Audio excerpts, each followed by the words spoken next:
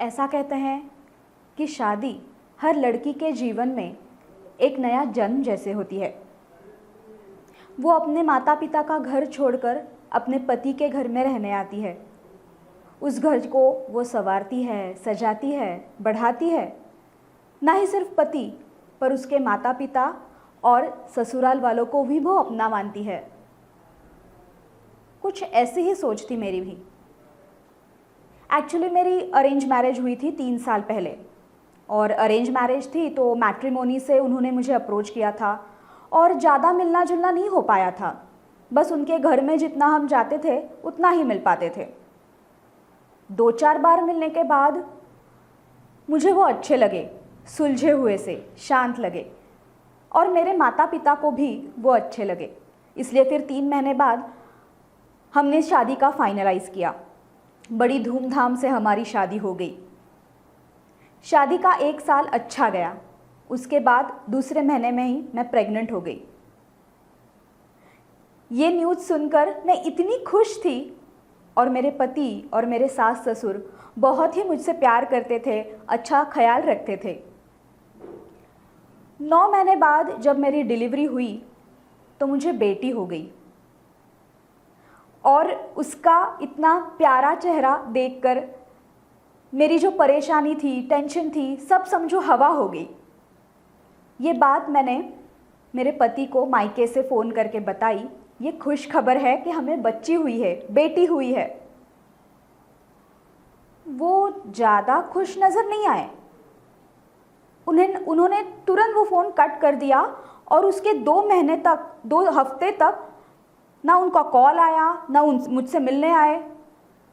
मुझे लगा शायद बेटी हुई है, इसीलिए कुछ दिन ऐसे ही गए। फिर बाद में मेरे पति मेरे घर में आए मायके, और मेरी बच्ची को गोद में लिया, उठाया और मुझसे कहा चल अपने घर जाते हैं।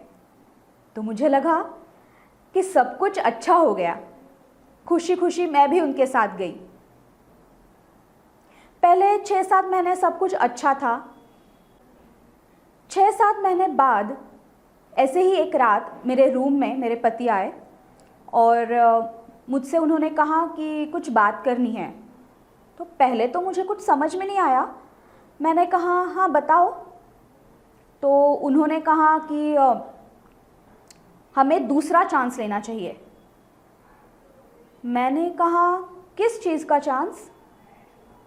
तो उन्होंने कहा कि मुझे और मेरे माता पिता को एक लड़का चाहिए, हम लड़के के लिए दूसरा चांस लेंगे। तभी मैंने बताया क्या हम इसके बारे में कुछ दिनों बाद बात करेंगे? अभी तो हमें बच्ची हुई है, बेटी हुई है, उसको ही पाल पोस कर लाड़ प्यार से मैं बढ़ाऊंगी, पढ़ाऊंगी। ये बात जब भी मेरे पति को और मेरे सास ससुर को समझी तो बहुत नाराज़ थे मुझसे, क्योंकि उन्हें बेटा चाहिए था, सेकंड चांस। फिर उसके बाद मेरे पति हर रोज़ लेट आते थे शराब पीकर, मुझ पर बहुत चिल्लाते थे, कभी कभी हाथ भी उठाते थे।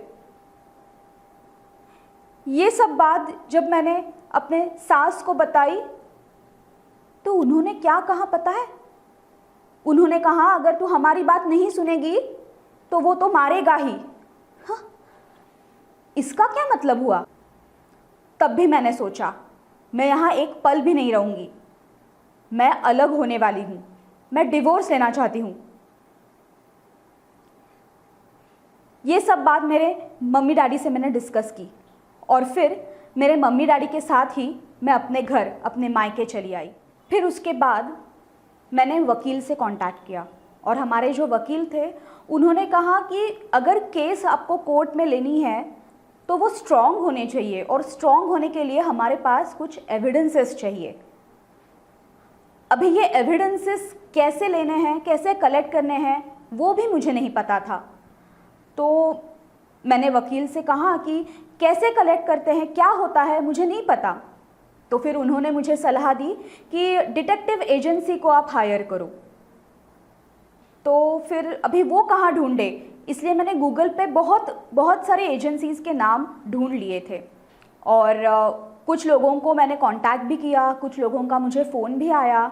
उसमें से एक फ़ोन था पुणे डिटेक्टिव एजेंसी का।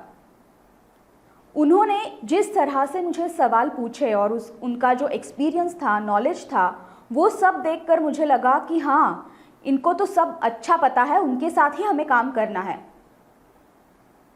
इतनी अच्छी तरह से डीप नॉलेज थी उनकी। तो ये सोचकर मैंने फ़ैसला लिया और उनको ये मेरा जो काम था मैंने सौंप दिया। फिर आगे जाकर मैंने उनको पूछा कि अभी एविडेंसेस कैसे कलेक्ट करने हैं। तो फिर उन्होंने कहा कि पहले तो आप अपने पति के साथ वापस से कांटेक्ट शुरू करना, बातचीत शुरू करना और अपने मायके से अपने ससुराल रहने जाना। तो फिर मैंने कुछ 2 दिन बाद ऐसे ही पति से मेरे चैटिंग शुरू की, उनको कॉल किया और उनको मैंने बताया कि आप मुझे लेने आओ, मैं अपने घर, अपने ससुराल आना चाहती हूँ। इसके बाद फिर वो मेरे घर पे आए, मुझे लेके गए।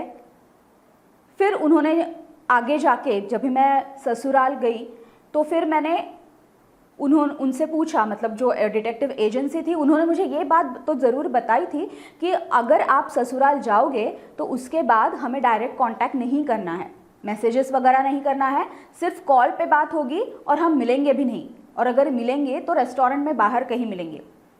तो इसी तरह फ़ोन करके मैंने उनको बोला कि मैं अभी अपने ससुराल रहने आई हूँ, अभी आगे क्या करना है।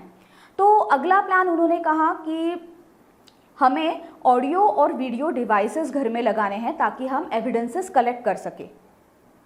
तो अभी वो कैसे लगाएंगे, तो उन्होंने कहा कि जब भी कोई घर में नहीं हो तभी आपने ये सब काम करना है। लेकिन उन्होंने और एक बात बताई कि आपके पास जो फ़ोटो फ्रेम या ऐसे कुछ भी मानो घड़ी है, फ़ोटो फ्रेम है, शो पीस है, ऐसी कुछ चीज़ें अगर आपके पास हो तो वो रिपेयर के कारण आप बाहर लेके आइए हमारे पास, वो रीज़न देकर, और हमारे पास आने के बाद उसमें वो हम डिवाइस लगा के आपके पास सौंप देंगे। तो जब भी घर में कोई नहीं था तभी मैंने ऐसे ही कुछ चीज़ें घर से उठा के उनके पास मैं लेके गई, उन्होंने वो फिट किया, मैं वापस घर में आकर मैंने वहाँ पे रख दिया। लेकिन वो अभी काम कैसे करेगा वो मुझे पता नहीं था, इसलिए कुछ दिनों बाद जब भी घर में कोई नहीं था वापस, तभी मैंने उनसे कांटेक्ट किया और एजेंसी के कुछ लोग मेरे घर पे आए और उन्होंने वो सब चीज़ें यहाँ वहाँ इस तरह अच्छे से लगाई कि किसी को पता भी नहीं चलेगा कि इसके अंदर कैमरा और रिकॉर्डर है। और एक बात उन्होंने मुझे कही थी कि ये सब जब भी हम लगाएंगे डिवाइसेस तो उसके सामने आपको बात करनी है, और डिवोर्स, प्रेगनेंसी या चांस बेटे के लिए, इन सब के बारे में बात बिल्कुल नहीं करनी है, झगड़ा बिल्कुल नहीं करना है। तो उसी तरह हमारा ये सिलसिला चलता रहा। फिर कुछ दिनों बाद डिटेक्टिव एजेंसी ने कहा कि ऐसे अगर वीडियोज़ और ऑडियो हमें कलेक्ट करेंगे तो अच्छे से एविडेंसेस भी मिलेंगे। मेरे पति उस टाइम भी लेट आते थे और शराब पीकर आते थे। कुछ दिनों बाद उन्होंने मुझे मारना शुरू किया, गालियाँ भी देते थे। ये सब बात जब भी परेशान होकर मैंने अपने सास ससुर से बताई तो पता है उन्होंने फिर से क्या कहा? उन्होंने कहा, अगर तू हमारी और मेरे बेटे की बात नहीं मानेगी वो तो मारेगा ही। ये क्या बात हुई? बात माननी है, नहीं तो मारेंगे वो। फिर से उन्होंने चालू किया कि हमें सेकंड चांस लेना है, बच्चा चाहिए, लड़का चाहिए, वही तो घर का नाम रोशन करता है। फिर मैंने सोचा कि शायद से बहुत सारे एविडेंसेस अभी मैंने कलेक्ट किए हैं तो शायद से ये काफ़ी होंगे। तो मैंने एजेंसी को बताया कि देखो, अगर इतने सारे काफ़ी है तो मैं क्या मायके जा सकती हूँ, क्योंकि ये टॉर्चर मुझे अब सहन नहीं होगा। तो फिर उन्होंने कहा कि जितने आपसे मिले हैं हमें वो वीडियोस उतने एविडेंसेस के लिए काफ़ी है, बस कुछ दिन रुक जाओ और फिर आप जा सकते हो। इसके बाद फिर 2-4 दिन बाद मैं अपने मायके चली गई मेरे बेटी को साथ लेके, और फिर वहाँ पे आके मेरे मायके में वो एजेंट ने हमें जो कलेक्ट किया हुआ एविडेंस था वो एविडेंसेस के वीडियोस मुझे दे दिए, मुझे सौंप दिए। फिर उसके बाद मैंने वकील के पास मैं वापस गई और उनको ये एविडेंसेस दिखाए और उन्होंने फिर कोर्ट में केस किया, और वो एविडेंसेस इतने स्ट्रॉन्ग थे कि वो केस अच्छे से हो पाई थी, क्योंकि पहले तो मुझे शुरुआत में पता ही नहीं था कि एविडेंसेस कैसे कलेक्ट करने होते हैं। तो ये सब पुणे डिटेक्टिव एजेंसी के वजह से, उनके हेल्प के वजह से है मैं कर पाई हूँ। ये एविडेंसेस इतने स्ट्रॉन्ग थे कि उसके वजह से केस भी हो पाया और मुझे डिवोर्स भी मिला, और मेरी बेटी की कस्टडी भी मुझे मिली, और ससुराल वालों से मुझे कॉम्पनसेशन भी मिल गया। और फिर मेरे ससुराल वालों के ऊपर कोर्ट ने स्ट्रिक्ट एक्शन भी लिया। समाज में ऐसी बहुत सारी महिलाएं हैं जो टॉर्चर, मेंटल टॉर्चर और डोमेस्टिक वायलेंस का शिकार है। तो मेरी ये कहानी सुनकर, मुझसे प्रेरणा लेकर मैं ऐसे कहना चाहती हूँ कि आप भी अपनी लड़ाई खुद लड़िए और जीतिए, क्योंकि ये सब सहन करना अच्छी बात नहीं है। हमें भी तो अच्छा रहना है, हमें भी तो खुश रहना है, हमारी भी कोई ज़िंदगी है कि नहीं। मेरे इस पूरी लड़ाई में, मेरी ये जंग में पुणे डिटेक्टिव एजेंसी ने मुझे बहुत हेल्प किया है, मुझे अच्छे से समझाया है, गाइड किया है, ट्रेन किया है, और इस ट्रेनिंग के वजह से ही मैं आज यहाँ तक पहुँची हूँ। मेरी जीत उन्हीं के वजह से हुई है। तो ऐसी समाज में जो महिलाएं हैं जिनको मेंटल टॉर्चर और फिज़िकल वायलेंस या डोमेस्टिक वायलेंस का शिकार वो हैं, तो मैं उनको कहना चाहती हूँ कि मेरी कहानी से आप प्रेरणा लीजिए और वो सब छोड़कर आप आगे मत बढ़िए, बल्कि उससे जंग कीजिए, आप लड़िए वो सब चीज़ों से। और सिर्फ लड़ना नहीं है आपको, वो जीतना भी है।